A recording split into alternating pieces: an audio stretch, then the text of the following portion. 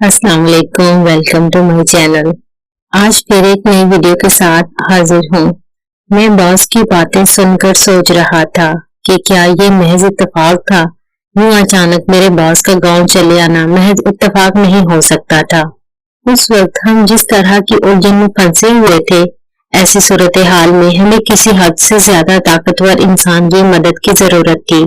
हमारा मुकाबला चौधरी से था और उससे लड़ने के लिए उससे भी ज्यादा पावर वाले आदमी की जरूरत थी। और शायद हमें कुदरत ने ऐसा सहारा फराहम कर दिया था। शायद कुदरत ने हमारे लिए और खास तौर पर अली के लिए एक मददगार भेज दिया था। आज हम अली के मामले में थाने जाने का सोच चुके थे। ऐसे में बॉस का चले आना सख्त गर्मी के मौसम में बारिश के कतरे से कम न था। मैंने अपने बॉस, आप उनको राणा साहब कह सकते हैं, क्योंकि वो बहरहाल राणा बरादरी से ताल्लुक रखते थे और उनकी गैर मौजूदगी में दफ्तर में भी अक्सर उनको राणा साहब के नाम से ही याद किया जाता था, को अपने साथ लिया और अपने घर की तरफ चल दिया। वो अपनी गाड़ी पर ही आए थे, चुनाचे हम दोनों उनकी कार में बैठ गए। अकरम भी हमारी तरफ ही आ रहा था और अपने बॉस को अकरम का मुख्तसर तारफ करवा कर मैंने अकरम को भी बैठने का इशारा कर दिया था। वो अपनी नशिस्त पर बैठ गया और बॉस ने कार आगे बढ़ा दी। मैंने राणा साहब की गांव के रवायती खानों से तवाज़े की। खाने के दौरान वो मुझसे पूछते भी रहे कि वहाँ मजमा कैसा था और मैं इतनी इमरजेंसी में गांव क्यों चला आया। आखिर ऐसा कौन सा वाकया हो गया है कि जिसकी वजह से मैं अब ज्यादातर वक्त गांव में ही गुजार रहा हूँ। इसके अलावा उन्होंने मुझसे उस वाकये की तफसील भी पूछी थी जब हम शहजादी के पीछे पहुंचे थे और राणा साहब के एक फोन से हमारा काम इंतहाई आसान हो गया था। वो मुझसे सवाल करते रहे और मैं उनसे खाने के बाद का कहकर उनको टालता रहा। दरअसल मैं चाहता था कि जब मैं उनसे बात करूं तो वो मेरी सारी बात मुकम्मल तवज्जो से सुन रहे हों। जब हम खाने पीने से फारिग हो चुके तो मैंने अब उनको सारी कहानी सुनाने का फैसला कर लिया। राणा साहब के खाने के दौरान मैं अपने दिमाग में सारी कहानी तरतीब दे चुका था। मैंने अपने दोस्त अली की सारी कहानी उनको सुना दी। आखिर में मैंने उनको ये भी बता दिया कि अब मैं क्या करना चाहता हूँ। मेरी जुबानी सारे हालात सुनकर राणा साहब गहरी सोच में पड़ गए। साथ साथ वो चाय भी पी रहे थे। हम इस वक्त मेरी चौपाल में मौजूद थे। बाहर हल्के हल्के बादल बन चुके थे और ठंडी ठंडी हवा भी चल रही थी। राणा साहब बज़ाहिर बाएं उड़ती हुई धूल की तरफ नजरें जमाए उसे ही देख रहे थे। अकरम जो अब तक खामोश बैठा हमारी बातें सुनता रहा था, उनको इस तरह गहरी सोच में डूबे देखकर इशारों में मुझसे पूछने लगा, लेकिन मैंने उसे खामोशी का इशारा कर दिया क्योंकि मैं जानता था कि राणा साहब इस वक्त इस मसले के सिलसिले में ही कुछ सोच रहे होंगे। उनके यहाँ मुलाजमत करने के दौरान इतना तो मैं उनको समझ ही चुका था। कम अज कम अब तो वो मेरी मुकम्मल मदद जरूर करते, इतना तो मुझे पुख्ता यकीन था। काफी देर के बाद राणा साहब ने मेरी तरफ देखा और बोले, मसला काफी सीरियस है और खास तौर पर इन हालात में जबकि तुम्हारे दोस्त पर इल्जाम ही चोरी का लगा है। एक तो इसको इस इल्जाम से क्लियर करवाना होगा और दूसरी तरफ उसकी गर्लफ्रेंड, क्या नाम बताया है तुमने उसका? हाँ, हया। जब तक वो सामने आकर बयान नहीं दे देती कि वो भी अली के साथ इन्वॉल्व है, तब तक तुम्हारे इस प्लान का कोई फायदा नहीं है, बल्कि इससे उल्टा थाने में बंद तुम्हारे दोस्त को ही नुकसान पहुंच सकता है। इसलिए फिलहाल तुम खामोश हो जाओ और उस लड़की को फ्रंट पर लाओ।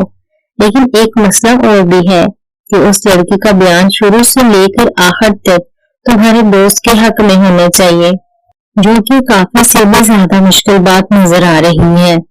मगर जब बात इतनी ज्यादा उछलेगी तो उससे उस चौधरी की इज्जत का जनाजा निकल जाएगा और मेरा नहीं ख्याल कि वो लड़की अपने बाप की इज्जत वो सरेआम उछलती देखकर अपने बाप के खिलाफ बयान देने पर कायम रह सके।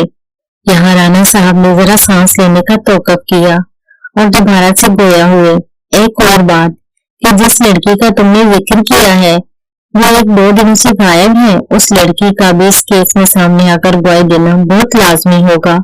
वो चूंकि इस केस में तुम्हारे दोस्त और उसकी गर्लफ्रेंड की हमराज रही है और इन सब वाकयात की चश्मदीद गवाह है, इसलिए तुम्हारे दोस्त اور اس کی گرل فرینڈ ان دونوں کے حق میں یا ان دونوں کے خلاف جیسی بھی ہو، لیکن اس کی گواہی سب سے زیادہ مؤثر ثابت ہوگی، یعنی اس کا ہونا انتہائی اہم ہوگا، اس کو بھی سامنے لانا ہوگا۔ میں اور اکرم رانا صاحب کی باتیں سن رہے تھے اور ہمیں ایسے لگ رہا تھا جیسے علی کو چودھری کے چنگل سے اور تھانے والوں کی قید سے چھڑانا ہمارے لیے ناممکن ہے، کیونکہ جو پوائنٹس رانا صاحب نے بیان کیے تھے وہ ہمارے بس سے تو باہر نظر آ رہے تھے۔ میں نے رانا صاحب سے کہا کہ ان کی سب باتیں واقعی انتہائی نکتے والی ہیں، لیکن ان سے ان باتوں کے شیئر کرنے کا مقصد یہی تھا کہ وہ اس معاملے میں ہماری خصوصی مدد کریں۔ رانا صاحب نے یہ سنا تو انہوں نے نفی میں سر ہلا دیا۔ نہیں فیروز، نہیں، میں اس معاملے میں کچھ نہیں کر سکتا، کیونکہ میں نے آج شام واپس پہنچنا ہے اور کل ایک انتہائی اہم میٹنگ میں شریک ہونا ہے، اور بھی کہیں کام ہے مجھے۔ تم بھی جانتے ہو کہ میں کتنا مصروف رہتا ہوں، ویسے بھی یہ تمہارے گاؤں کا معاملہ ہے، تم اس کیس میں مجھے ملوث نہ ہی کرو تو بہتر ہوگا، بلکہ تم لوگ ایسا کرو کہ چودھری کے پاس جا کر سننے کی کوشش کرو، ہو سکتا ہے کہ وہ کسی طرح سے تمہارے دوست کی جان بخشی کروا دے۔ رانا صاحب کی بات سن کر میں اور اکرم ہکا بکا رہ گئے، تو گویا رانا صاحب اس معاملے میں ہماری مدد کرنے سے انکار کر رہے تھے، لیکن دکھ کی بات تو یہ تھی کہ انہوں نے جو مشورہ دیا تھا وہ بے حد تکلیف دہ تھا۔ اکرم نے میری طرف دیکھا اور میں نے شرمندگی سے سر چکا لیا۔ میری آنکھوں میں بے بسی اور شرمندگی کے آنسو تھے جنہیں میں اکرم سے چھپا لینا چاہتا تھا۔ میرا مان رانا صاحب نے توڑ دیا تھا، اور مان سے بھی بڑھ کر یہ تھا کہ ان کے انکار سے ہمارے دوست علی کی زندگی کی مشکلات ایک دم سے بہت زیادہ بڑی ہوئی نظر آنے لگی تھی۔ تو گویا ہم علی کو چھڑا نہیں سکیں گے؟ ایک سوال پھانس بن کر میرے دماغ سے اٹھا اور نشتر بن کر میرے دل میں پیوست ہو گیا۔ لیکن نہیں، ہم کو اتنی جلدی ہمت نہیں آنی چاہیے، رانا صاحب کو قائل کرنا چاہیے۔ یہ سوچ کر میں نے رانا صاحب کو پھر سے اس بات کے لیے منانا شروع کر دیا۔ میں مسلسل محنت کر رہا تھا، لیکن وہ بڑے ہی ڈپلومیٹک انداز میں مجھے انکار کر رہے تھے۔ آخر میں میرا لہجہ ذرا تلخ ہو گیا اور میں نے ان سے کہا، ٹھیک ہے رانا صاحب، آپ نے ہمارے دوست کی مدد نہیں کرنی نہ کریں، لیکن آپ کو جانے سے پہلے میرے دوست کے بوڑھے باپ کا حال ضرور دیکھنا ہوگا۔ وہ اس وقت اپنے بیٹے کے جیل جانے کے غم میں چرپائی سے لگ کر رہ گیا ہے۔ رانا صاحب نانا کرتے ہی رہ گئے، لیکن میں ان کو لے کر علی کے باپ سے ملوانے چل پڑا۔ ہم اس وقت پیدل ہی جا رہے تھے، اس لیے کہ علی کے گھر پاس ہی تھا۔ میں اور رانا صاحب برابر چل رہے تھے، جبکہ اکرم ہمارے پیچھے پیچھے آ رہا تھا۔ میں نے علی کے گھر کے دروازے پر دستک دی اور دروازے کے تختے کو دھکیل کر اندر داخل ہو گیا۔ ناول کا اگلا پارٹ بہت جلد اپلوڈ کر دیا جائے گا۔ ہمارے ساتھ جڑے رہنے کے لیے بہت شکریہ۔